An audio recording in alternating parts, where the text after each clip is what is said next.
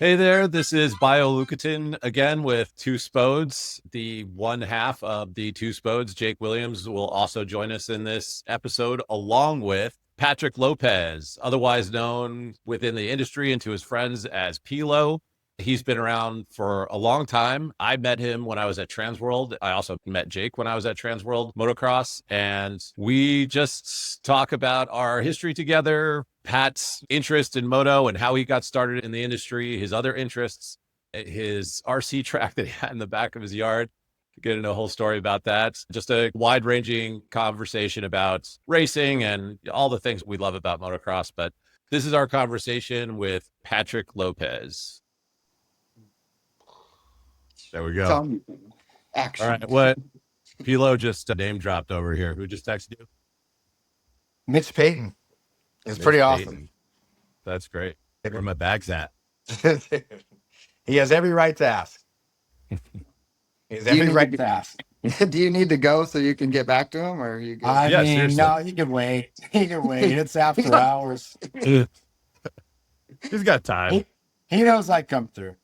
We come through. My group comes through. I don't do it alone. All right. I like it. Yeah, it's nice to know Two Spodes are taking priority over Mitch. Doesn't surprise We me. made it. We made it. He'd be the first to agree because they don't know what hook it is. They pay full price for everything. He'd be all about it, dude. Spodes all day. Yeah. Spodes all day. All right. No We'll get him discounts. on next. Full price. Full price. The followers are growing on Instagram. We're up to 30 now. Yes. Huge. Man. There's no K after that, just 30. I saw we're damn near 50 views on our YouTube page too. Yeah. I saw that. I think I saw Jimmy Button. Did Jimmy Button reply to one of them? I'm like, Yeah, man. He comments, get some industry. It's mostly friends like there. Casey Lytle's following us now. That's why I'm on Two it others. now. Just wanna That's be the why. first. Yeah, I was Yeah. like, qualify first. We need to make it through the heat race. We Get out made it, that but we LCQ. made it through Not- the Get out that LCQ. No, these Spodes don't even get to the LCQ. Oh man, I got a zinger. I'm gonna leave it right here. I'm happy to be here. We're all happy to be here. Good, man. All right. So we're talking to an audience here. Pilo was supposed to be a part of this, and then reality got in the way. Yeah, So, bad. It was supposed to be 3 Spodes. I have good reason, but Yeah. yeah, we're here. Yeah. Man, we'll talk off camera. We'll talk off camera. There were some arguments about the name choice. Dude, when this thing gets to 50 followers, we got to think about the 100. We got to think about the 100th follower. We'll do a big announcement when we get to 100. Yeah. We'll get All there. right. We got Pat Lopez here. He's joining us from Westlake. I'm in Westlake, up by the Westlake. mothership. All right. Mothership of OGIO and all the O's. You have every company up there. Yeah, right? the triple OG group. O'Neill. The triple OGs. OGIO's run on its own. Like it's owned by Callaway, so it's on its own thing. Yeah. Yeah, I'm in Westlake, just up at the mothership. I come up here a few times a month. It's right there, based in Ventura-ish area, Camarillo, North LA, and yeah, at the mothership, figuring out the rest of the year. Yep.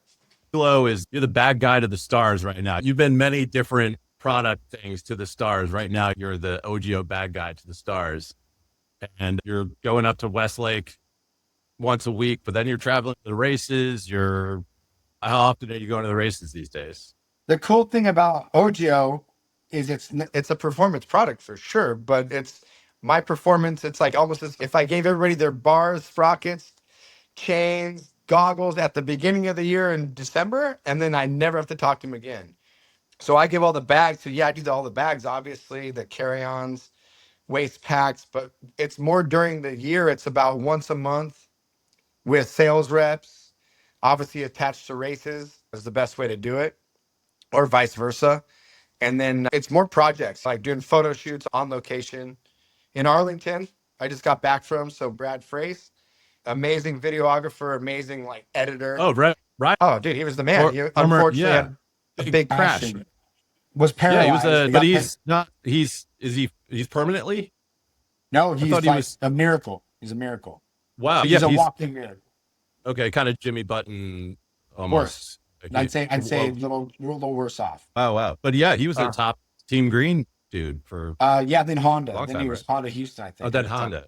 But he does. So we just did a big I Choose OGIO. It's this commercial really is hit pretty good. Props to the big boss man for coming up with that idea. Yeah, we just did a big video shoot on Friday, press day. And most of it's getting content. We have a lot of riders, a lot of people that use the product and they choose it. So I'm Bayo Olukotun. I'm Jake Williams. I'm Pal Lopez. I'm Aaron Plessinger. I choose OGIO. So yeah, a lot of it has to do with that. It's a strong product, heritage That's product. awesome.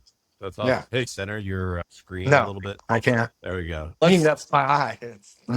He's straight. Yeah, you got It's it. not. Let's get into it, man. I don't even know how you and Jake know each other. I came into it and Jake was just like, he was like a gremlin living in the back of the house. And that was, I was probably late on rent too. Yeah, you and Casey. You and Casey probably I'll count. tell you how I met Pilo was I lived next to this weed dealer and he had me bring a bag of weed over to him. And that was how I met him. And then Jake, one of my very best friends growing up, I needed a roommate. He's, hey man, you got a room for rent? I'm like, yeah, he knows Big John Colvin and you know his cousin Nate. I'm like, oh Nate, yeah, I know fucking Nate. I'm like, all right, cool. And then yeah, met that way. So I was like, all right, cool. Yeah. you're like, yeah, I ride quads. I know moto. Yeah. Yeah. And he talked shit since day one, dude. Day one. Day one. Yeah. That I believe. Yes. All You can believe So how long, Jake, how long did you know Pilo before you actually start working? Because you were doing the catering stuff and whatever else. And how long was it before you start working? Pilo. It was quite a few years of just like hanging out with Pilo and I hung out with the TransWorld guys quite a bit, like racing and stuff before. And then they had dirt days and the guy that was out selling subscriptions, he led everybody onto the track at dirt days while the tractor was on the track grooming it. And so they fired him on the spot and hired me on the spot. And it was like, he's out, you're in. I'm like, hell yeah. And then it just went from there. Damn, I do not even remember that. I thought it was catering. I thought you brought I up don't the know, it was a food. few years for sure. I thought it was the food. I didn't know that. I didn't know that the guy was kill people. Wow. I just learned that. Yeah, it was Everybody that else. tall dude. He and his girlfriend were supposed to be watching the gate. The track was being groomed. It was at Thunder Valley. And he let the riders onto the track while a tractor was on the track. And nobody got hurt, but it was like a big deal. And they sent him home right there. Mike Lyons was like, you're out. And then the next weekend, I was in Thunder Valley was the first race I did. And I did that for 3 years. Lions laid down the law. Yeah, he didn't like that. I know about that. Ever tell you guys the story? I ran into a tractor. Is that what happened? Yeah, Tony. It's okay. It's cumulative. Call out it up. I was at moto school, Tony D Moto School in Wisconsin, and it was like the end of the day. This guy, we were like, usually like a school would end, and then if we still had a little energy and a little time, we'd go out and moto ourselves. The guy was like, "Yeah, go ahead. Somebody's gonna be grooming soon, but you guys can go out." Me and this other guy that was helping us out, Mike Bonner, was a really good rider. We go out first lap, go past the start straight, and then there's this kind of step over, kind of blind double. He's on the right, I'm on the left. Both come over. There's a tractor coming straight at us, the other side. I had tinted goggles on. He had sunglasses on. I could see his eyes. I skimmed off. My fork skimmed off the front of the tractor. He was coming, skimmed off. You know how they put like weights on the front of a tractor? My fork skimmed off of that. And somehow I just hit my knee and twisted off. And he hit on the right side. And I don't know exactly what happened, but he broke his tib fib. But that was it. We survived. We were both in the air when we hit the tractor. No. Yeah. That's not good. It took me a long time to get over that one. Yeah, it's like Behrman. That's why Behrman's got all those chiclets up front. Behrman just fucking cacao, dude. Same thing. Same thing. Yeah. Where was that? Where was that? We'll get Tyler on here at some point and he can tell the Yeah, story. man. His local track and just, he didn't clip the weights though. Like, Straight on. Straight on. yeah, dude. Just done. So that's why Cool. his teeth fly out a lot. But yeah, That doesn't bother me. I'll start jumping islands now. yeah. Yeah. I've actually seen Bayo drive a tractor with a mullet at one point in his life. Like full mullet, driving a tractor. Like it was, I can't remember exactly what it was, but it wasn't a tractor. It was that like giant dump truck they had at Paula.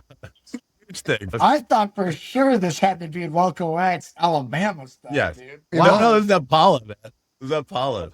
But it wasn't This is Lions. We're talking Lions. We got to have him on now. This is like Jake and Lions coming. Don't let them come up with content ideas.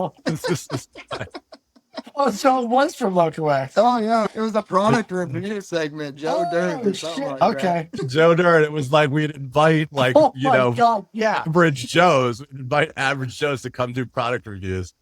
That was the only one we did. I think Martini came out for that. We had a few people out. Oh But, wow. yeah, I did this whole stupid. I'm gonna find it somewhere else. Yeah, attach it to this. Yeah, just get the frame screenshot. Yeah, Buck teeth and the mullet or yeah. I like roll up. Lions had, dude. Oh wow. I roll up to the at Paula, and I don't even know what I say, but we a forklift put my bike in the truck. I think it's like 29. Ridiculous. I don't even know. I Who's mean, that as long as kid? it checks cash, we're good, dude. Like, Yeah, it was Loco X. They stopped. oh shit. Yeah. That didn't last for too long. Yeah, cut some heat on that, dude. Yeah, some bad checks in there. Those checks bounce for sure. Sure, dude. Yeah, who was that? There was that video kid that worked for Racer X for a while. Matt, I can't remember his last name. Matt's a really nice guy, but he edited the video for us. That mullet on and everything. He handed it to me. We was just me and him going back and forth. And it's the whole thing. He's like, dude, I didn't know that was you.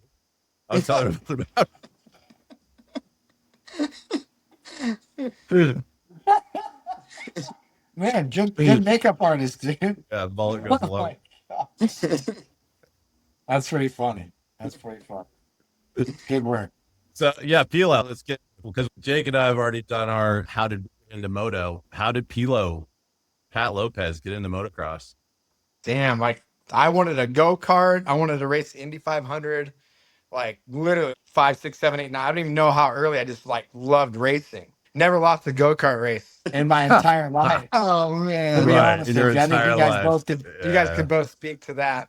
Don't make me angry. Making me angry. I remember passing me with one hand and keeping it up. That's For about exactly 2 what's laps. making me angry right now. Yeah, Thinking of yeah, you in that's front of me holding your That's a true story.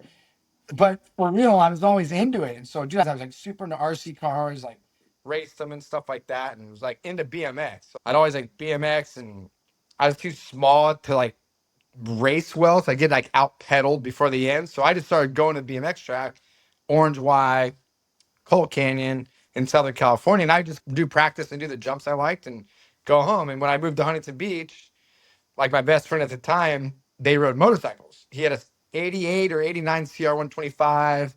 They had an XR 80 or something. My buddy Scott Kretschmar. And so this is probably 1990 or something. And I always would get off and on ATCs and certain things throughout my 8, 9, 10 years old. So I understood it. And then, yeah, once I got on that XR 80, it was 89, 90, something like that. And I remember I was just like at Beaumont when there was just the left-hand side. And I'm like jumping these things to like the flats. And my buddy's dad's like, hey, Joe, he's going to break this thing in half. There's a bike next door that's for sale. And dude, I have photos, man. If I can find these photos, I am like head high, dude. At least head high on this XR80 just in the air to flat, like just handling, like whatever.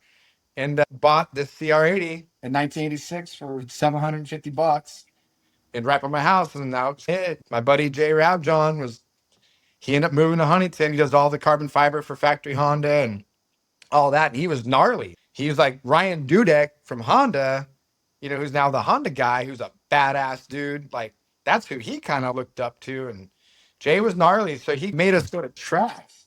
Don Dudek, he was like, Ryan's dad was like the top guy at Yamaha. So then we learned this. And then Jay would have these badass Yamaha YZ250s and 80s growing up because Jay was really good, fast. So everywhere we went, dude, Jay would make us go to tracks. Oh, dude, you got numbers on your bike. We're going to Carlsbad. We're racing. Like, what? Okay. So we go to Carlsbad, Dianza, going backwards. Like, my dad's work friend, Brian Patterson, he was a Barcelona Vegas guy and did Adelanto Grand Prix. So when I was probably 10, 11, 12, we would go to those. So he'd race against Hall Gas and these gnarly dudes back in the day, and Ryan would win these things. So being around, he's the one who first brought me to like Hesperia to ride on my 80. Like I said, going a little before Jay. And it was the first time we went to Hesperia. Dude, we loaded it in this old truck. My buddy Scott, there's 3 or 4 bikes in the back. I couldn't fit, so I laid in the back, dude. I remember so hot on the ground from the transmission that I now know is a transmission or something. And like, anyway, we get to there, Hesperia, right where the top edge is, right there where it was. And I remember them just like smoking weed at the campfire. I'm like, oh my God, they're doing drugs. This is crazy. They're doing drugs. This is crazy. But he was really good at riding and just kind of, you got to stand up. You got all this shit. And I wouldn't say I picked it up fast, but I definitely was such a student of it. I've always been a student of suspension and like really looking at photos and tire pressures and all that. Kind of got that from BMX. And so I was always really into like handlebars, where they are, like all that stuff. Like, and so, yeah, that was really it. Just got an 80, CR80, and that's why I run number 80. So that's CR80. And then, yeah, it's really is Jay Rabjohn's what got all of us though, dude. Like all of us started like riding tracks. And like I said, dude, we'd go anywhere. He was the fastest dude. I don't care. If you went to Glamis, that dude was sending it, dude. Like before did he ever sending. Darn. Did he ever race like pro, or he was like local expert? No, he just was just drink beer and just like your standard kind of just way before obviously social media and stuff. So no, he just liked to ride, and now he's a Baja champ with Esposito and I think Dudek and a couple guys. Like he's always been in it. He's a dirt biker. And I would see him do stuff that I didn't know existed. Then we had to keep up with him. That was it. Like he would leave, and you're like, dude, oh my God. Then you just have to keep up. We would just go racing. We'd always do good. Then we'd come back like a month later, like, where are you guys at? All like the dirt bike. Where'd you guys go? I don't know. Like the waves are good. I don't know. I don't race. My friend made us. But yeah, we all do pretty good and stuff. It's just fun. That was it, really. Just honestly, Rabjohn, probably that's the reason. That's right. So he's the one. This is before you could even drive. Like he's the one picking you up and taking you riding. No, he was our age. So like we had a couple older friends, like this guy Mike Shotwell, and a couple older friends of ours that would take us out there. And then our buddy Scott Kretschmar got a car. He was actually got good grades and was a good kid and got a car. All of us like didn't deserve a car, so we're like, oh, like why you ain't getting a car, dude? We weren't like shitheads, but you got a skateboard and get around. Yeah, like we apply ourselves a little bit. And now I'm doing that with Willow. But anyway, no, we were 16, 17, 18 going mostly to Beaumont. That was where we go, Beaumont. And just before it was like the hills, it was just all the trails and stuff. Yeah. And then Glamis and a lot of that stuff. Yeah. Early days. Yeah. And then just I remember you used to tell me about just riding in HB a little bit. Like there were spots you could ride. Those are probably all housing tracks now, but back then you could get away with it. It was wild. We would. Right by Huntington High, right where there's like a full-on shopping center now. We just straight up ride there. It was illegal, but like I think we just do it and leave. I'm from New Jersey. There's 3 legal riding spots in all of New Jersey, but there's tons of riders. It's what you got to do if you're going to be into dirt biking, unfortunately. Yeah. Yeah. So yeah, that was the deal, but always loved it. Like I just liked go-karts, anything with an engine. Just turned out a dirt bike. Yeah. That's why you're so into e-bikes, right? Oh yeah. Those will kill you. They will. Those will kill you. Yeah. Yeah. So like I know like TransWorld wasn't your first industry job. Where did you get started getting into sales and doing all that? Mine was at Surfside Sports in Newport Beach. We all just worked there. My buddy John Patzel, you guys both know John. We were just kind of like bodyboard guys, skateboard guys, and we rode dirt bikes though the whole time.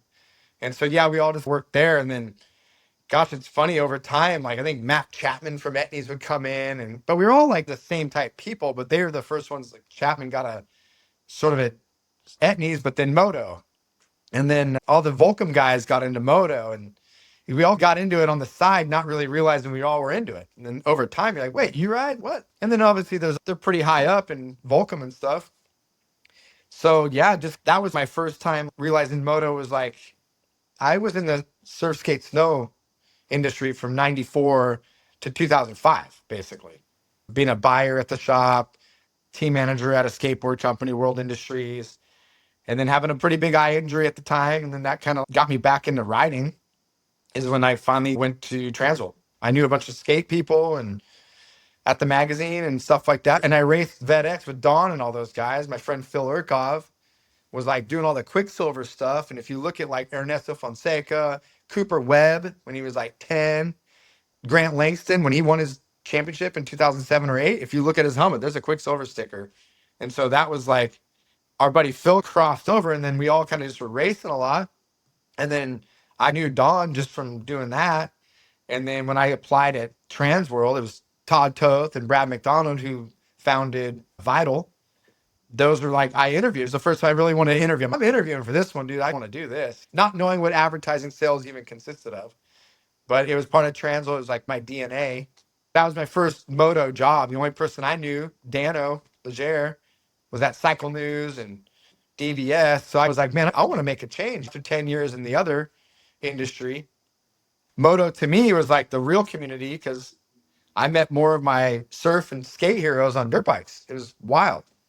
So yeah, that was really the transition from all that. It was a very natural transition. And I got the job advertising sales. I think I made not a lot, dude. Not a lot.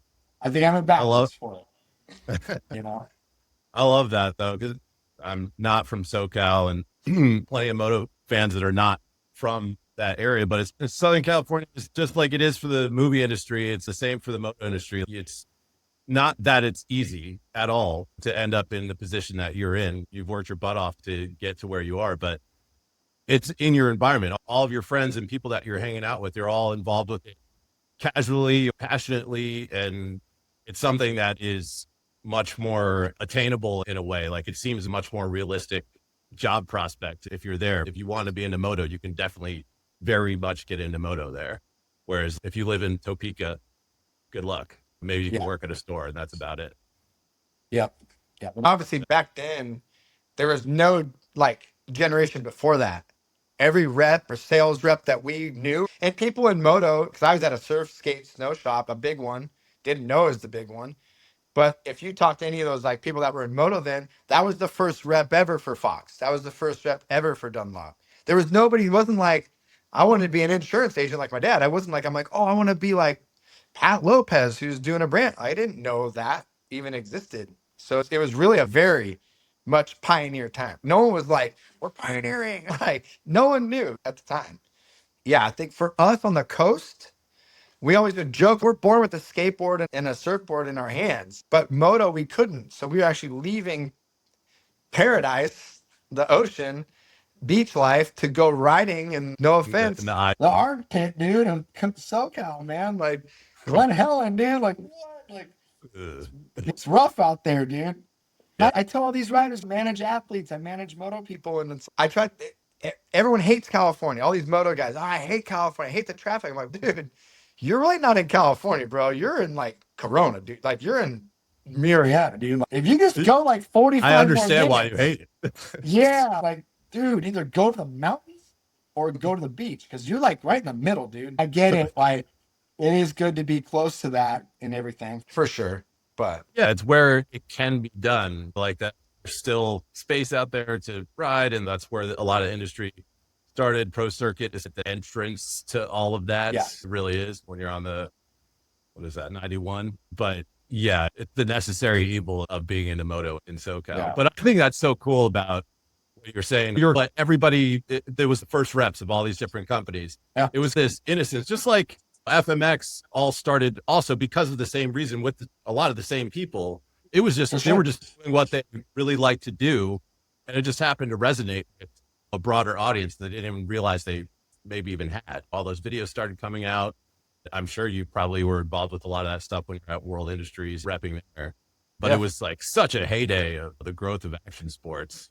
So it must have been awesome to be involved with it at that level. I definitely was not. Must have been cool Looking to see it back, from it's more looking back that we were. Because if you look at in flight, look at all the stickers on Krusty, the first Krusty in flight everywhere. That killed us because that's a surf shop in Sunset Beach, Seal Beach. And we're like, how the fuck did those guys are all in what? Like we're riding like if you look at in flight, dude, and it's everywhere on Rusty Setzer and all those dudes. That was a surf shop, a small one. You walk in and you just run into the back of the wall. It's tiny.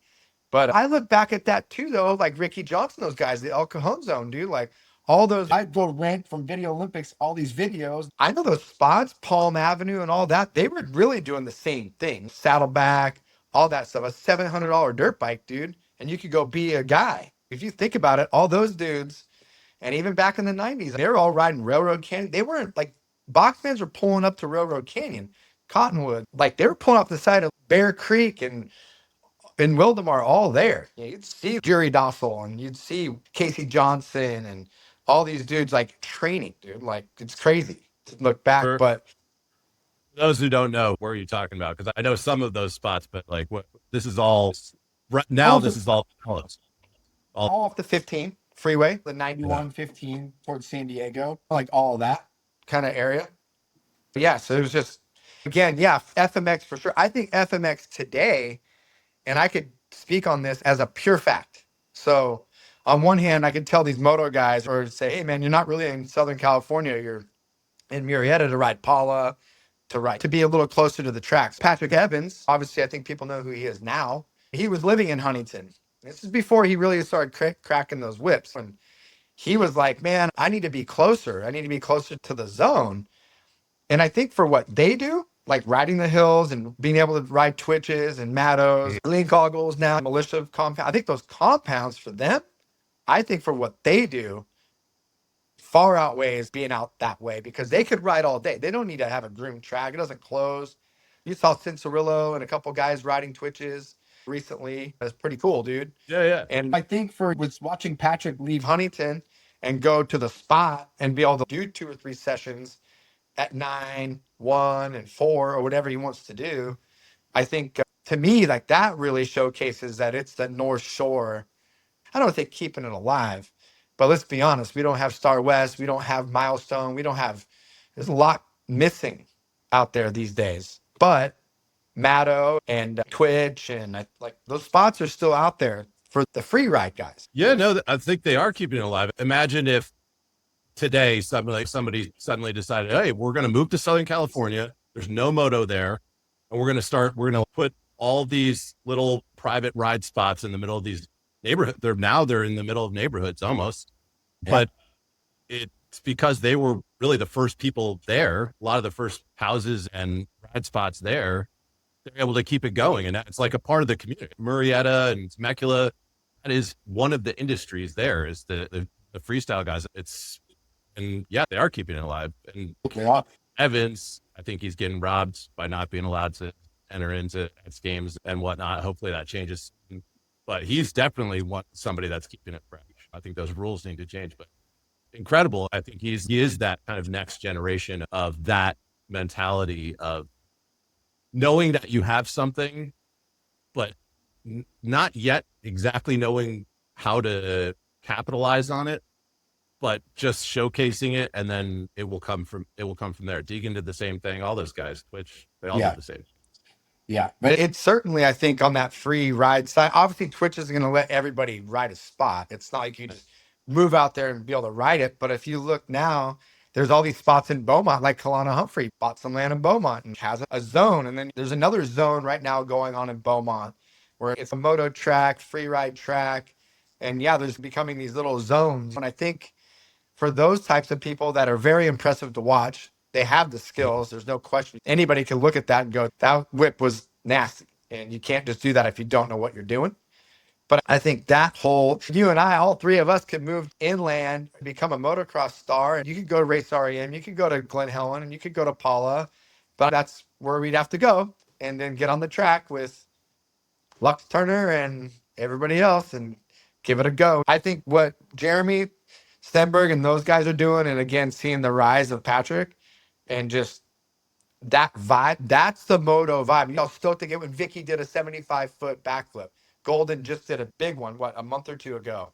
And then that stoke, like, that's dirt I biking. love it. It's the skate park mentality of just cheering on the Yeah. other guy that's going for something that maybe you've done it, but they've never done it before. I love seeing that now, but seeing that camaraderie between all of those riders, and they're all trying to elevate each other. I think it's awesome. And then, yeah, you have Axel Hodges is doing his own thing. I think was definitely a part of this whole new wave of freestyle free ride guys, Hodges and Evans and Berriman and Thomas, all those that new level of, it's like exploration. But I think the difference is they know how to monetize it a lot faster. And they haul ass. And they could go And they take a haul gate. ass. That Oh, kid, why? He's like, was on top. Look at his results at Loretta's, dude. Like, that guy mobs the dirt bike. Like, gate drop. But how did he do at Loretta's? He's a top B kid. I know that. Like, he goes real fast on a motorcycle. So I think those guys are why they're doing it. And hey, Axel Hodges is the whole shot king, dude. He just whole shot kicks everybody. He just beat everybody in Daytona. He just beat that old guy. Dude. Stanton, bro. That old guy. Stanton. I got to check something real quick. Go for it. My favorite free rider, and he's not necessarily like a freestyle guy, but just doesn't race, even though he could be a top guy, is Carson Brown. That guy, his videos and his content is so much fun to watch. The guy rips so good on a dirt bike. It's every time. He's like one of the few that I watch that it actually makes me want to ride, because he looks like he's having so much fun. Oh yeah, he's having more fun than anybody for sure. Just his whole attitude, and he's like a dork. He's not cool. He's not trying to be cool. He's like a modern day Pastrana. But he doesn't do like freestyle tricks, but he'll launch a moped over 100-foot trim board. So he's just crazy guy. Like, he has this moped that has this like a carrying thing on the back for your luggage. And Like a Honda Elite, like touring 1986 scooter. But it goes so fast on you. Holy shit, like, how's this guy doing? I really wish you would sign up for a race. Let's talk some of the controversies. But my dirt I was going to talk about was watching Tomac knock his tooth out with that trophy. That was so awesome. Holy shit. He like wins Daytona and then knocks his tooth out with the trophy. Dude, he made it one Daytona, like the hardest race of the year. Gets taken out by his own trophy.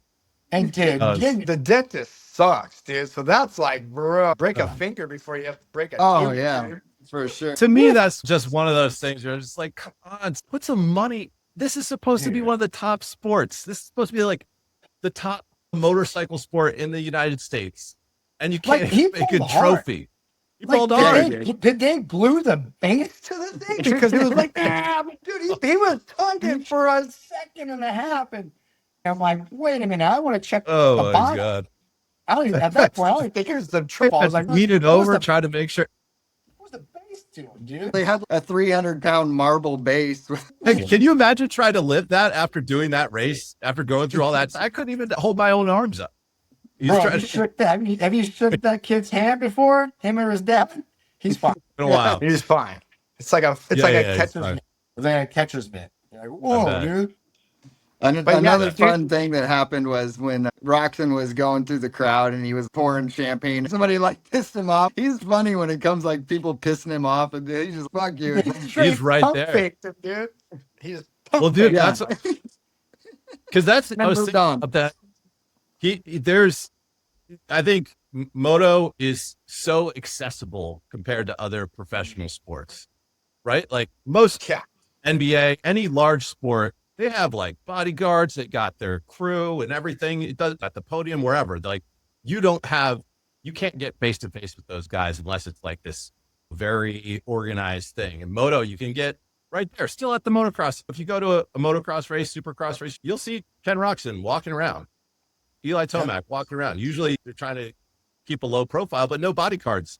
And it showed because the second somebody invaded Kenny Space, he's fuck you.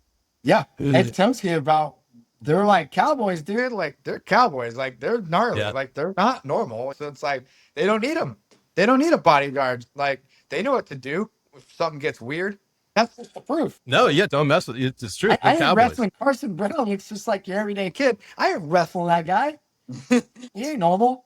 No, he's normal. He's not. No, No. none of them are, dude. No. At the least, he's very strong.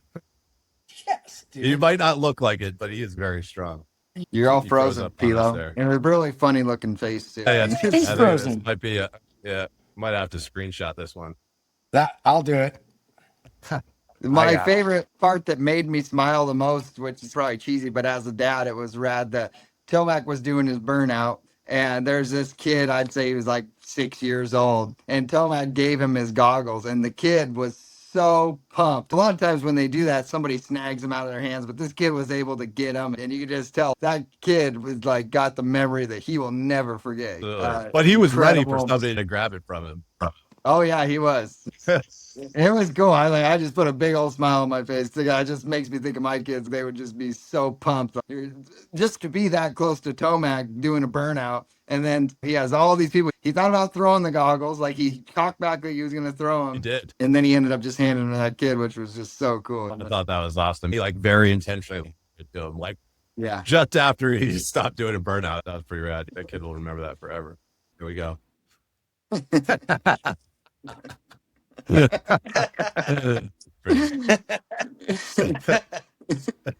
We back. No, but then I was We back. locked up there for a second.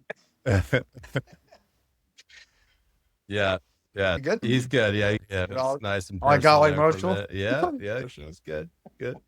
He's emotional. He's emotional. How come he's so I mean- blurry? Is he blurry on your end? Yeah, he's blurry.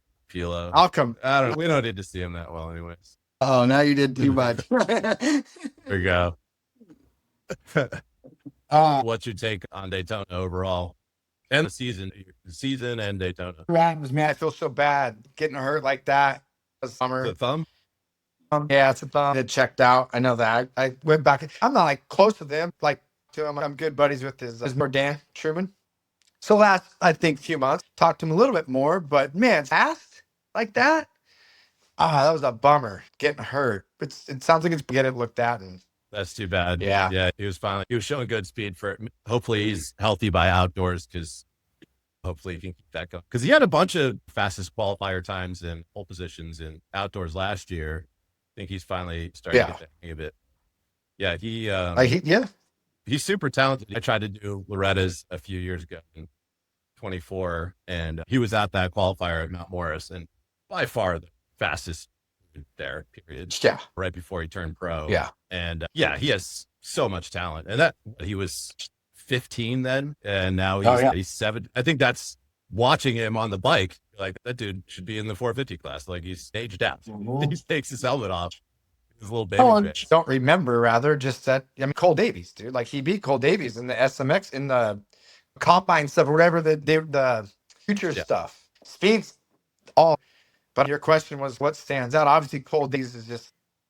I think he's going to be a bit of. I think he is. Let him do his thing. Watch him do his thing. Like dirt racing's insane. So hopefully we just get to see him keep doing what he's doing. I think on the West, I think Turner. I think people don't remember. Like he just shit in Australia or whatever it was. Like he's a kid. Where all of a sudden he's just there as a real how Cody was a few years ago. Like privateer bike right in the mix. I think Savachi's. Whoa! Look at what he's doing. Like in the 450. What I understand, I like those things. Definitely. From what Lux Turner really hasn't even been racing for that long. He has this really quick escalation and skill, and he's pretty impressive. I don't know what happened. Like, yeah, I don't get what happened to Savachi just in general in his career. He was so good, and then he just didn't get. I don't know if he like stopped racing or what, but like he just like disappeared off the map. And then he was racing for Moto Concepts, and then now he's back, and he's just so fast. He doesn't even have a factory ride. It's really his whole career. Like after his 250, I think he ended up losing the title on the last lap or whatever that happened there. But from that point on, he kind of just fell off. And it's really, his whole career is confusing to me. I don't know what happened to him, but it is really cool to see him back and be impressively fast at every round. It's, man, this guy, next year, he will have a factory ride. There's no doubt about it. Unless he just has a really shitty personality and he's hard to confuse. I just don't, he has a different career than what I would imagine a guy at his caliber would have, speed-wise. You're right. Even for really paying attention to it, it's I wouldn't say it's tough to watch. Obviously, you're right. Like he got, I think Osborne booted him. I think it was Osborne, or booted him for the championship, and then he sort of lets Eli by when he's a factory 450 guy. Monster cut. So he was a factory 450 guy. But the one thing with Joey, and I chalk it up to how intense high level motocross racing is. He's always so hard on himself. Like he was always so tough on himself that the interview, unless you could understand that, you couldn't understand it. Like it was just, unfortunately for someone like him, like I don't think it might have been lost for you potentially. Like you probably maybe did see interview. You don't remember him. I barely do. And he's funny. Vital did an interview with him. I think it was Vital or somebody with this last Daytona. He's appreciating it. Like he knows himself, but he did appreciate his fifth. See, I got a fifth, but he's a little tough on himself. I don't even say he caught himself. He's just matured to the point of, that's what I thought. And because you're not wrong, Jake, like his career, I'm sure he's made enough money through all those years and he's fast. Jason Anderson's been saying how fast he is. I think the Honda, for how technical he is and how quick he is, he's quick. And if you watch him ride, like he's like very good at dirt bike riding. So it's like you see him and I think he's a Honda and him and the quality. He's got the factory transmission now. And yeah, I don't know. I think you're right, Jake. I think he's going to get something potentially, or quad lock is going to become that MCR thing potentially. But I think you're right, dude. Like get something. Yeah, I think. Yeah, and when he was on 250s, I gotta say he was unlikable. His interviews, like you were talking about, and I think you're right, because maybe he was just hard on himself, but it seemed, even in his interviews, even when he would win, it seemed like he expected to be there. He deserved to be there. He would always talk in we instead of I, which is always, I found that a little off-putting. And then I really do think that last lap, the last turn pass for the championship with Osborne, I think that really put him on a back foot career-wise, the way he was perceived by teams. We still got picked up by factory Kawasaki, I believe, the following year. He was second to Tomac, but still on a factory bike. But then I think again at Vegas, a few hundred yards away from it, made that one mistake with Osborne. He let Tomac by. And then that was, why would you do that? And nobody was telling him to do that. And then I think that really set his career back. And I don't know, mentally, moto is such a mental sport. And it's just to be at the level is hard enough. And then you need the support and everything. And I feel like those few moves really set him back quite a bit. And he's been clawing his way back since then. And I'm pumped for him. Every time I see him up there at all, top 10, I'm pumped for him. Because I know what I can imagine the mental struggles he's been through to get back to this. I don't know if he's going to, factory ride next year. I don't know if there's room. But yeah, I could totally see Quad Lock being at least a bit more support, maybe being one of those, a top tier team, something like that. I don't want to see him get off the Honda. He's got kids, he has a family, so if he has a paycheck to go maybe take Archbank's spot or something like that, I totally get it. But the Honda, as far as gelling, man, and changed bikes, I think it's a lot of the bike. Yeah. Wow. You gave Marchbanks, 3 races and you're already want him out of there? That's not what I said. It's not what I said. I like Garrett. And a complete opposite of Savachi, what I'm surprised seeing, you guys might not be surprised to see, is that how bad Masterpool, he's not even able to make the mains at all. And that surprises me. Shoulder. When I went to Arlington, I was like going through the pits, like hosting these people. And I'm like, that guy looks just like Ty Masterpool. And then I'm like, well, that is Ty Masterpool. I guess he shoulder or something already. Shoulder? Yeah. What did you say? Gizmo. I think that Gizmo team was trying to support him and he got hurt. Basically. Okay. Got it. Yeah. I think he is the perfect example of somebody that he just shouldn't be. He's an amazing rider. He should not be riding Supercross. Clearly doesn't gel with him. He's an amazing outdoors. He's one of those riders where you'll give me crap for this, but go to another series. Go to the MXGPs. Be the token American. Be the token American. You can ride motocross all the time. There's no pressure at all to do Supercross, and you can make some money and at least be on a top team and probably vie for wins. Maybe probably not a title, but you could vie for wins even in the 450 class. Go to Brazil. Brazil's like blowing up right now. Yeah, or Australia. Yep. All that's Costa Rica. Yeah, Dean Wilson was in Costa Rica this weekend. Yeah, I loved it. I'm with you on that. I just don't. I don't. More out there in Texas. Yeah. The world's bigger than Texas. I just don't understand. If you love racing a dirt bike and you can do it at a professional level here, that means you can do it at a professional level anywhere in the world. And if you are top 20 here, you can go and probably dominate in other places. And if somebody's going to pay you to go do that, you're getting the experience of just going and seeing a different place, which I know not everybody wants to do, but it's an eye-opening experience just on its own. And then you get paid to ride your dirt bike and be appreciated on top of it, rather than paying to be at the races and just doing anything you can just to survive weekend to weekend, versus you could go to Australia or any other random series. There's a few Thailand or Indonesia. There's series here that you could probably get paid to come in and have a good time racing your dirt bike. It's the closest thing to being a professional skateboarder or surfer, being a pro motocross guy. It's like they travel the world. They're nice at Houston. Those guys get to go to the coolest places. Whereas, it's all the money here, but we're just within the 50 states, which is fine. I love our country, but yeah, man, to be able to go travel, for sure. I agree. But yeah, Ty's hurt, and 250, he was going fast on Supercross, but yeah, that's what I thought. Last year he did pretty good on the pro circuit bike. Yeah. He did spills. He had a few spills. Yeah, he did it. He did okay. I'm sure he was grinding away at PC, but it just doesn't come to, I think, call it what it is and focus on your strengths.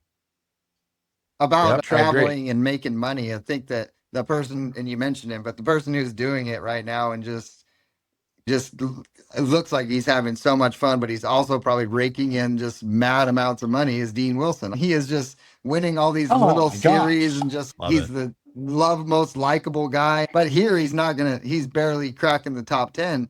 There he's winning all these races, making all this money. And he just looks like he's having the time of his life. Like he's going to end his career just having the time of his life. His wife and his kid. Yeah, dude, he's got it. Yeah. Again, Joey Sabachi, he's always like, he rips, but I don't know if that same opportunity comes, because Dino is one of one, though. He's one for sure. Motor, you got the right guy, but yeah, you nailed, doing a great job. And he's just riding Supercross. Yeah. Brings the suspension, his bars. He's pretty good. It's pretty sad. It's a good setup. Yeah. Little track in Costa Rica is like barely even an arena cross track. But yeah, I'd be there. Yeah. I'll get 15. For sure. I'm like, I ran these in Jersey. Well, it's the same track. Same layout. I love seeing that when riders like him, they recognize where they are, and he's just enjoying it. 2 years ago, he retires, says he's retiring, and then he's just kept it going. And I'm sure all these promoters keep reaching out, teams keep reaching out, and he's like, why not? I'll go do what I know how to do and have a good time doing it. Jake, you nailed it. Yes.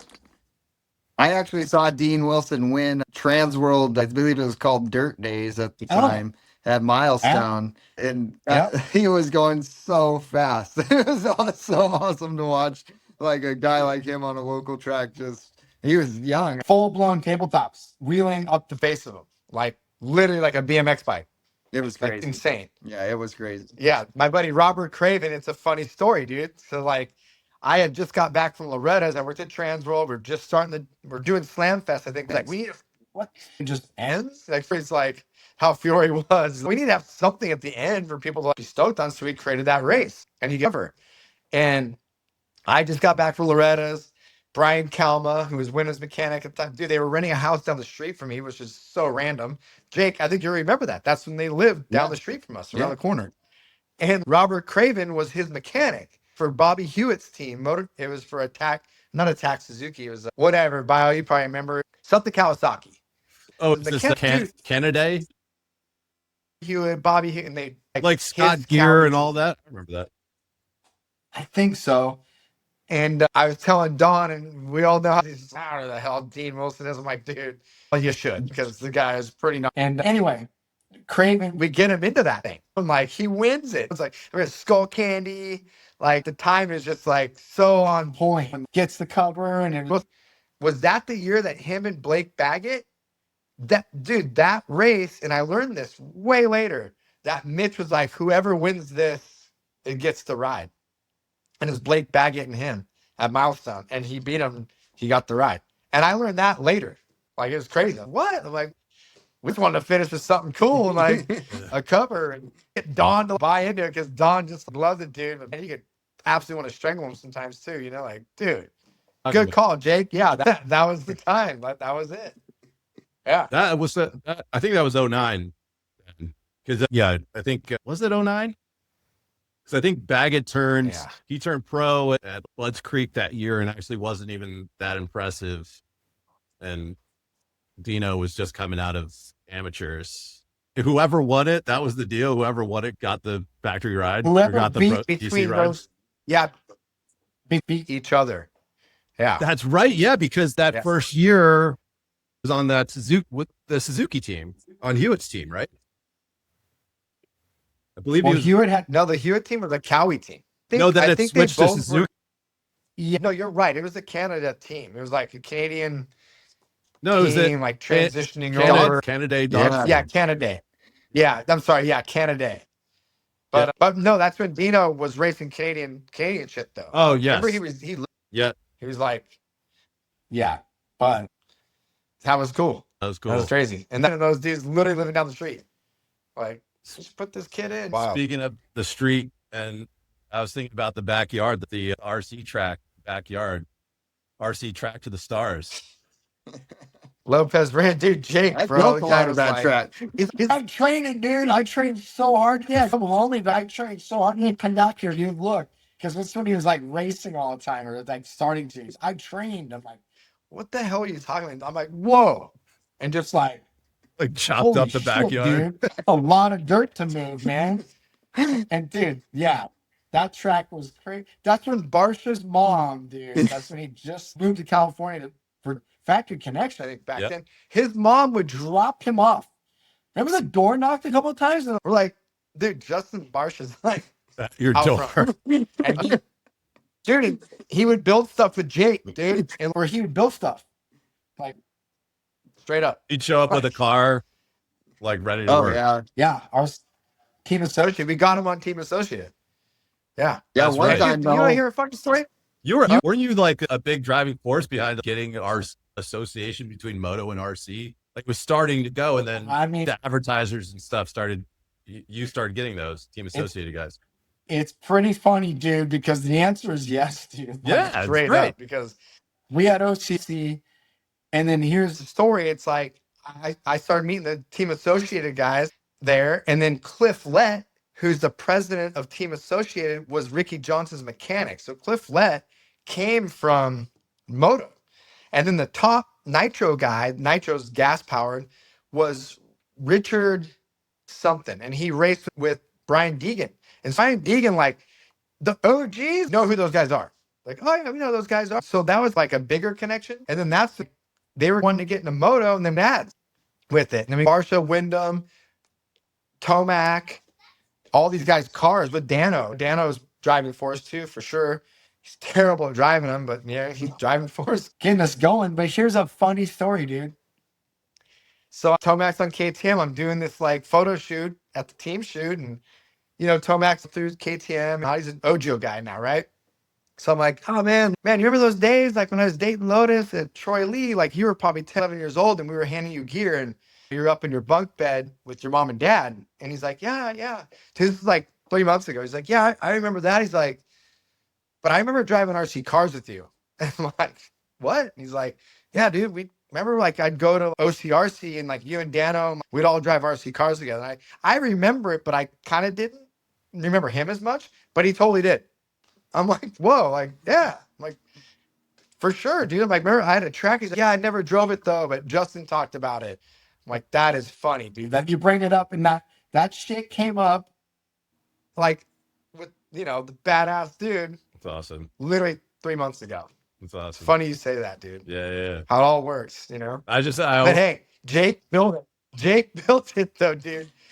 I All credit never even had an to RC car. I just built it and let everybody else race it. One time they came over, like the whole factory, like the factory team associated drivers came over and like it was Barsha and then just all these guys that like got paid to race RC cars and it was crazy. And it was like had this neighbor who was a fabricator and he'd make these aftermarket parts. He's this old guy and he'd jump the wall and come over and like it was just kind of a funny deal. Like we came home and there were lights everywhere. It's like I put a bunch of lights up, dude. We drive at night, like everything. And that dude, I forgot about that. The factory people, dude, that's like factory Honda. Like that's Honda. Or these guys make $100,000 a year driving racing these things. And they're like, your dirt's exactly where we're going. So we need a test with the dirt. Because it's exactly like Texas, wherever they're going. Okay. Go. That's right. But then didn't the cars, something electrical started shorting because there was like iron in the dirt or something. And then there was always that netting too that kept, I don't know what that netting was from, but it would always get caught up in the action. Oh my God, that's right. Because dude, I had a beautiful backyard and I tore the shit out of it. Yeah, it was like a really nice backyard. Dude, it had timers for sprinklers. Dude, we're tearing them out. It had all the from the sod, the green. Yeah, dude. Wow. That's right. Yeah, from the side. That's fun. That's funny. Yeah, I always had that image of Justin Barsha knocking on your door because this was like, for context, like this is 09. He turned pro 09. He was like the guy, 151 at Glen Helen, like destroying it. For sure. And then like during the week, he's showing up at Pila's house, driving RC cars. For sure, dude. And building stuff. Dude, we had to tell him. I remember at one point he was like running around getting his car so fast. I think Dano was like, hey, dude, like he slipped one time. And we're like, oh, he's going to break his leg. Like, and I remember how Dano was like, hey, dude, you got to stop running like that, dude. Like here. Because he was just like fired up, dude. Just whoa. But like he built whoop sections and all this shit, like holy moly, that was funny stuff, dude. I love it. I love funny stuff. Yeah, I love those, like the moto goes through all these trends. I love that. That was a good trend to be in. Yeah. To Everybody get a piece of that Team Losi deal. That Team Losi PC deal, dude. I need to get 10% of that thing. Yeah, dude. you do. Yeah. Are they still doing that? I think so. Yeah. Yeah. There was a point, they were even like at some point in between heat races or qualifying or something, they'd get like a few RC cars out to double the triples and stuff. Yeah. Even HPI eventually got involved with it, like a different company. That was towards the end. Keller. Then we all started, like us ad reps, like, all right, you got the HPI, I got this one. Yeah, tracks. We're just like, dude, we're paying for ads. It's pretty cool. It's pretty cool little moment. Magazines. But, yeah, magazines got to come back first. Wait for that one. Don't wait for that one. Yeah. I think Racer X is still a magazine, aren't they? They still put it out. Yeah. I don't know what they're asking for subscriptions. We'll get you back on the road, Jake. Shoot. Yeah, $19.99 a year. Good time. It's a pretty good deal. Yeah. And you get a free blanket. Hey, Jake, your shirt's off. Remember you have your shirt off? Dude, that was when I had my fuck life tattoo. Yeah, dude, we're like, damn. That was the first time I saw Jake at work, like at the track, was at Bud's Creek. It was like 110 degrees, like 100% humidity. Jake selling subscription in the pits with his shirt off. Yeah. It was just just a sweaty mess, like glistening. Pants, like his dick pants. I was trying to break a record. I'm gonna break this record, dude. Oh yeah. What? That's what breaks some record, dude. I always was breaking records. I could sell those subscriptions for sure.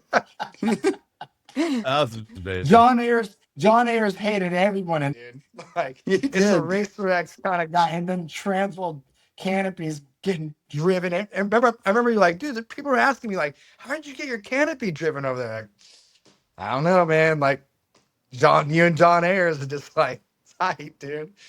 I couldn't. It's so funny. I actually got So John funny. Ayers one time. Great. Like he was always grumpy with me, and then one time I saw him. He was all by himself unloading a pallet of cases of bottles of water, and I just went over there and helped him do it real quick. I didn't ask him. I just did it for him, and from that point on, he was cool with me. From Yeah. that point on, like it just took a little bit of. All I had to do was go help him throw some water on his golf cart, and that was. Yeah. But it was true. He Yeah. was a dick to everybody. But he would load my pop-up tent and Yeah. take it to my spot for me, and like it was really cool. Yeah. That's right. That's awesome. That's awesome. First impressions. Yep. Go a Yeah. long way. Hey, Pilo, I got a question for you because I think Bayo doubts it. Is that I was telling him that there was an outdoor national race. I don't remember where it was at. That factory Yamaha put Sean Borkenhagen on their bike. I do not remember that. Oh man, you're gonna have to ask him I'm personally. gonna look this up right now. Alex Ray. I know Alex Ray got a factory. No, Yamaha, right? this is way before He Ray. did. Way before This is way back, and it was one race. You're gonna have to ask him. It was Just at get him- It wasn't. Was it at Glen Helen or another race? I got to run here in a second. How much longer are we? It's like Oh. Pulp MX. This is long. No, we're not. Yeah, we're not going 4 hours. Kidding me? Yeah. Yeah, we're. Yeah, I think we're probably wrapping it up. I would say the thing that messed this one up the most, Pilo, is that your camera's been blurry the whole The time. intro. Yeah. Oh, shut up! The intro. I thought having to do another intro. Nah, we're gonna. My bad. Bayo No, said we're- he's gonna yeah. post all that shit. Yeah, Anyways, it- we like controversy. We're trying to get some controversy going. I do want you to talk about. I want you to talk about Do Anderson. not fucking do that. Controversy gets views, man. We'll get there. We don't need to start that way. We can't start that way. No, but I don't know. Is there anything else you want to talk about? I wanted to talk about MXGPs coming up, but you guys don't know. To Well, be fair, obviously Hurling's on fall on that. there we go. Okay. All right. But- Yeah. Opening round. But I gotta go. You gotta go right now. Yeah. She kind Wait. Let's. So opening rounds this weekend.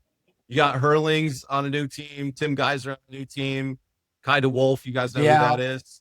He's moved up to 450s. Andre Damos moved up to 450s. Lucas Kidman, I think he's top 3 riders in the world right now. And I'm curious to see how it all lines up. But you guys have any thoughts? Jake's like, who are you talking about? What track is it? Is it a sandy type track? It's in Argentina. It's like a new track. It was a new track last Oh, year. it's that hill. No, they moved. Yeah, it's the one that. Oh, they did. Yeah, it's not that low. Well, then I for sure don't know anything about it either. I don't really know But much I don't about know that anything track. about I talked to Ed Ballmer when I went to the GP in China. And he was saying that the track actually itself is pretty good. So I think, and it looks like they've improved it a little bit. So I think that the racing should be good, but I think there's just, I don't know, there's a lot of talent in the 450 class this season. What brand did Tim Geiser or whatever his name is? What did he switch to? He's Yamaha. Yeah, he switched to Yamaha and Hurling switched to Honda. I've always liked Hurlings. I just like he's just like such a ripper. Yeah. And like when he came to America, and I think it was with Unadilla, he came and won. Iron Man. Yeah, indeed. Yeah, Iron Man just waxed them. Who was the guy they called We MX gotta fill our Panda? backs up different. What? Who's the guy they called MX Panda? I'm to Sal. He came over one time and did really good too. Yeah, that was Unadilla. He did really well. That was also the race that Stewart came back for and was not in shape for it. Yeah. But I think the racing is going to be, I'm excited. Like I said last week, I just want any racing. I'll watch any motocross, supercross racing. How do you watch it? A bootlegged somehow. Oh, I gotta run. see you later, Pilo. Hey, Lo, it's awesome having you. Hopefully you'll come back for some more abuse. You're welcome anytime, dude. Good to go. Sunday nights. Yeah, Sunday nights. What time? 5:46. I don't know. Yeah, that'll work. All right, I'm out of here. Good catching up with you. Later. Get the fillet. I bet that was a good one. Yeah, we didn't talk finally really got him. anything about current, but it was so cool to. I There's a lot of people talking about that shit. Yeah, I think Pilo's more interesting than most of the racing happening Yeah. right now. If we're talking about a little, the attrition is starting to happen. 450. Anderson is now out indefinitely, and then Sexton was out too. Of course, I had him on fantasy, so that's I think he'll be out a couple rounds. They weren't given a lot of information, but I think he got pretty tweaked. There was a crash? I didn't even know. He had a practice crash, and like I said, his hip or something. They didn't give much detail into it. Racing wise, yeah, we talked about it a little bit. After Daytona, we go back into the grind of those last 9 rounds or 8 rounds or something. I think the cream is starting to rise to the top. I think it's really going to come down to Lawrence, Tomac, and you can never count Webb out. I want to count Kenny in there, and I feel bad because I was saying we're starting to see that slow decline that has happened in years past, but slow decline to still get third at Daytona he's still up there. And I hope that kid grabbing him and Kenny having to push back, I hope that lit a fire under him and comes out with a win or something. Yeah. I feel like after this weekend, both Tomac and Kenny deserve a win just for what happened post-race. I would think that it seems like Barsha could be making a return sometime soon. Yeah. He seemed hopeful that he would only be out. There were not many rounds left. It's possible, I would think. I haven't really heard much of an update from it, honestly. Yeah, I wonder if he's where he is in recovery. That was a nasty spill, but from what I recall, I don't think he actually broke anything, or they didn't report him breaking anything. It was just the trauma to his body, probably bruising. I think that we're ramping up for what could be an incredible outdoors if we're going to have the Deegs on a 450, you're going to have Tomac, like, I feel like on his top of his game, and then Jet, like, probably not quite on the top of his game, which could be like it could potentially be some really good battles in the beginning of the season. So. It could be, yeah. Hunter, the Lawrences. Both Hunter's of them, be on. I think Hunter's going faster than he's ever gone before. Deegan in there will be interesting to see. He's in incredible shape. He's definitely an animal when it comes to just being able to make it work. I think it's going to be an awesome season. I hope Prado's healthy. I don't know where he is in his recovery, but he's sent you guys that like little clip of him jumping out of a rut or something on XGPs a few years ago. He's incredible outdoors. And just like we've talked about it before, he's like Villapoto and Webb. He's one of those riders where when the pressure's on, he just gets better. If he knows he's capable and the pressure's on and he's starting to get some heat from behind, he just elevates and can ride faster. And it's amazing to watch. So I hope he brings that game outdoors this year. I feel like he's already silenced most of his critics in a very short period of time, the American for Supercross, and he's even better outdoors. So I'm very excited to see what he can do. Yeah, I wouldn't be surprised if they just don't have him out for Supercross. At this point, he could just be, even if he's back riding now, just start training. He has nothing to gain by doing any more Supercross races. Why not just focus 100% on outdoors and I feel like that's probably what they'll do. I don't know, but that seems like the smart move. I agree. I'm always curious, like, why somebody will choose to come, since Supercross is so dangerous and risky. Why would risk getting hurt at a race that is inconsequential unless there's a contractual clause that they have to compete? If they're healthy, they have to compete in a certain amount of races. That's the only reason I could think of that he might race Supercross, but I agree. Otherwise, I think he should just focus on outdoors, and he proved that he knows what he's doing on a Supercross track, and leave it at that for this year. Go outdoors. Yeah, got to get a little head start on everybody. It's going to be a good season. 250s, I think, will be great because there's past champions out, titles wide open. It'll be fun to see somebody else take the reins. That's what I've always liked about the 250 class. Once the dominant guy moves up, it's just kind of chaos for the first few rounds sometimes. I'm pretty sure with Deegan outdoors on the 250 at least, is just Everything about it is just incredible to watch. He's so gnarly, so fast, so fearless, just exciting. There hasn't been a lot of riders that are as exciting to watch outdoors as D, and the guy on the 250 at least, it was so incredible some of the shit he pulled off. It was awesome. Oh yeah, that big single to sand whoop at Southwick a couple of years ago. Oh yeah, Like that and scrubbing, that was like looked like he was any other person would have died. They would actually be dead. And yeah, he and I couldn't pulled even it tell if out it was and on took the purpose lead. or not. You're like, was that Somewhere, on purpose? I was somewhere in the middle. Yeah. Yeah. He's an exciting rider to watch. It'll be interesting to see what he can do, how that translates to the 450. It could be Stewart style, where he's just as spectacular to watch on a big bike as he is on a little bike, or he might have to tame it down a little bit. Marsh is kind of that way, same way too. You can't ride a 450 the way you ride a 250. Apparently, just the wide open all the time. I've seen some training, like some footage of him riding the 450 out, like on outdoor style track, and it's he's going nuts. His cornering speed and just the way he does everything looks like he's riding the 250. I have high hopes for it for sure. I'm not like a Deegan fanboy, but I love the way he rides. It's impressive, and so that'll be and it's an exciting thing to look forward to for the season. Definitely. Yeah, I was actually one of the things I wanted to have Pilo talk about it. Did you follow, or have you like watched much of when Stewart was on 125s? It was only 3 years, but 125 outdoors. Well, I wasn't like watching it, but I've seen tons of footage of that. I've seen lots of. Is that was when he was racing Carmichael? No, 125. He only raced 2002 through 2004, and I think he only lost in all of that time. I think he lost 4 races.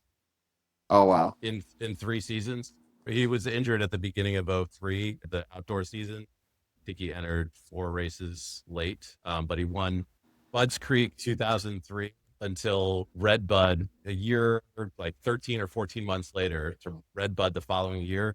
He didn't lose a single race. Motocross, Supercross, all on a 125. And then going into 04, everybody else, except for the KTM guys, everybody else was on 250s, 4 strokes. And he was still on a 125 and dominated. Not just barely squeaked by, dominated on a 125 against 250Fs. It was unbelievable. Like, you got to go back and watch some races. It's unbelievable because there's no hole shots. You're not going to get a whole shot on 125. So every single moto, he was coming through the pack. At least maybe the best he'd be top 5, and he just blow past guys. There's this moto at Southwick. I'll try to find it. I'll send it to you. The layout of Southwick, it hasn't really changed that much. You know, they go down this hill and then they come back around, they make this left-hander, and then they're going parallel to the start straight, and then you come back into the first turn and it curves around. Yeah. There's a turn right before that left-hander. It gets super whooped out and everything. And I forget which the riders were. 2 riders, one went inside, one went outside. There's only 2 lines there. Stewart makes a new line through the middle and blows past both of them at the same time, like 2 for 1 special, right through the middle, takes a tail off at the same time as he's passing him, going uphill on a 125 against 250S in the same time. He was unbelievable. But the reason I was thinking about this is, like, we were talking about Davies and talking about how amazing Deegan it is to watch on a 250F. I don't know if there's ever going to be, if anybody will ever stand out that much in the 250F class against everybody else. Because if Stewart had ridden 250Fs that year, during that whole period, as soon as they became available, he wouldn't have lost a single race, period. Never would have lost anything if he had stayed with that trajectory. But I don't know if that, I think that he elevated his riding style and like Carmichael's training technique and all that stuff, elevated things so much, but they were such anomalies. Like, they were so much better than everybody else. I'm curious if that is even, if it's possible for that to ever even happen, to make such another amazing leap in terms of speed. Because you watched V's, you watch Deegan and Jet. Is it possible to go that much faster than they're going? I don't know. Yeah, it doesn't seem like it. Yeah. Except Jed, he's probably the closest thing to it. If Deegan proves that he can hang with Jet and if Davies comes up, if Hunter steps up to Jet's level, where does Jet go? He steps up the level even more because he's definitely capable of doing it. Yeah. I feel like you're getting speeds that are just, it'll get to another point of where they're overriding the bikes, and the bikes again have to change. The way they were building the bikes in Carmichael and Stewart's era, they were barely keeping up with what they could do. And then they changed all the geometry and suspension, everything to be able to handle that. And yeah, I'm curious. I think it was a technology thing too, because it was 2 strokes versus 4 strokes. Electric bikes ever come into it, maybe that will be another shift in terms of riding style, what is possible on a dirt bike. They're already showing it in free ride, but in racing, I'm curious where the level goes from here. Yeah, the whips that they can do on those electric bikes is crazy. They're backwards. They're literally backwards and upside down, and then they still land. How is that? I don't. Anytime I watch it, I'm like, I don't get that. Like, how did you do that? All right, that was our 3rd episode. Thank you for joining us. I hope you had a good time listening to it. We had a great time recording it and just catching up, as always, really. And we look forward to having more guests on. We have a few more coming up, a few industry people, a few friends, and we're excited to see where this goes. It's just, honestly, for me, it's just been fun being able to talk moto from really the other side of the planet from all the things I'm talking about most of the time. Keep listening and keep enjoying the content. We'll try to keep delivering as much as we can and keep the conversations going. And as the year progresses, as racing progresses, we'll try to stay on top of all that as well. All right. Thanks again for joining 2 Spodes.